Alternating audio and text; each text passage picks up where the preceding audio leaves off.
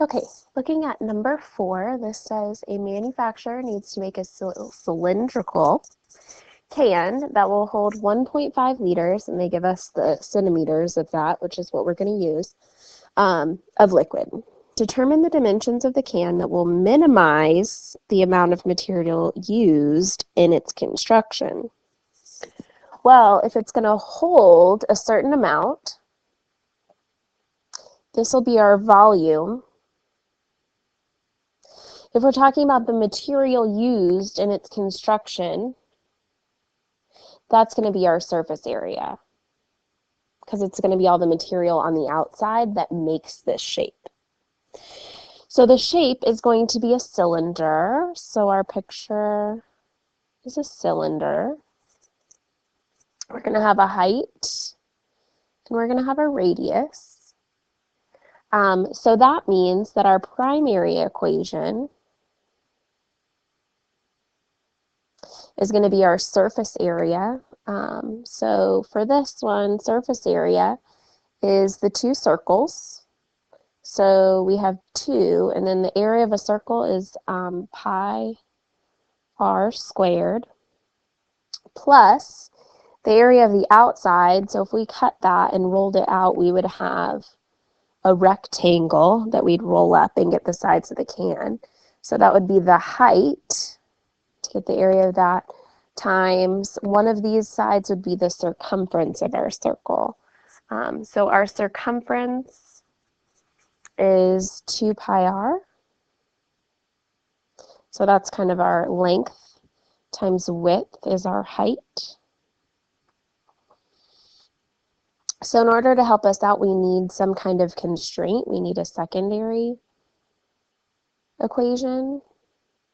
In this case, the secondary equation is going to have to do with our volume. And it says that our volume for this, so the volume of a cylinder, we did do a cylinder in the notes, I think, but it's pi r squared h. Okay. So we have R and H and R and H. The volume, it said it needs to be 1,500 centimeters cubed. So that needs to equal this, R squared H. Well, I think it's going to be easiest to plug in for H, so that's what I'm going to solve for. Well, H is multiplied by 2 other things, so I'm going to move those by dividing it. So I have pi r squared divided by pi r squared. So those cancel. And we have H equals 1,500 divided by pi r squared. And that is what will be plugged in up here. So that when we substitute, our surface area becomes 2 pi r squared, that stays, plus 2 pi r, that stays. But now, instead of h on the end, we're going to write 1,500 divided by pi r squared. Now we can type this into our calculator, but we can actually simplify this because we're dividing by pi r squared, and we're also multiplying by pi r. So the pi's can cancel, and this r can cancel with one of those, so we will have one left over. So what we're actually going to take the derivative of is 2 pi r squared plus 2 times 1,500, since 2 is over 1, that's a fraction, multiply tops and bottoms. So we have 3,000 over r. Now, what we're going to do with this, we will have to, what does it want us to do? Minimize. So we want to minimize this. We are going to use our calculators for this.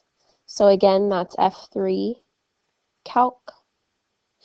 And to minimize, we want the number 6, because that says our function's minimum.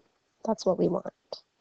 So on our screen, the Fmin is going to be typed for us with a starting parentheses. We're going to type in our equation, but remember we're going to use x's when we type it into our calculator because the r is hard to get to. So we're going to have 2 pi x squared plus 3,000 divided by x. Before we close these parentheses, we need to say derivative of what? So comma x. We could make 2 take the derivative with respect to 2 instead of x if we wanted to. That'd be crazy. But we do need to say that or else it'll give us an error message. We are doing maximization, so we want to say that like we're actually measuring things, so x needs to be not 0 and it needs to be not negative. So it needs to be greater than 0. Then we can hit enter. And when you hit enter there, your radius, remember we put x's in, but our problem is still in r's. So r, the answer that it gives you is 6.2035. Okay, we want both dimensions, so we also need to get h. We can get h here, so in our calculator we do 1500 over pi times 6.020, excuse me, 35 squared. Make sure that you use parentheses when you're putting this in your calculator, that the whole denominator is on the bottom when you're dividing. When you hit enter, you can look at your screen and double check your work. When you do that, you are going to get 12.407. Okay. So if it ever doesn't give you a decimal, remember you can always do green diamond enter to get a decimal in your calculator. So our answer is that a radius of 6.2035. What's our units? Let's see, did they give it to us? So our volume was centimeters cubed, so our radius is just going to be centimeters. And a height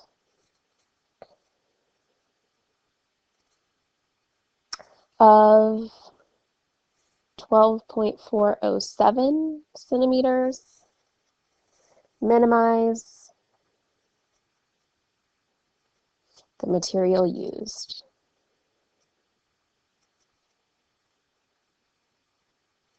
And that's it for this problem.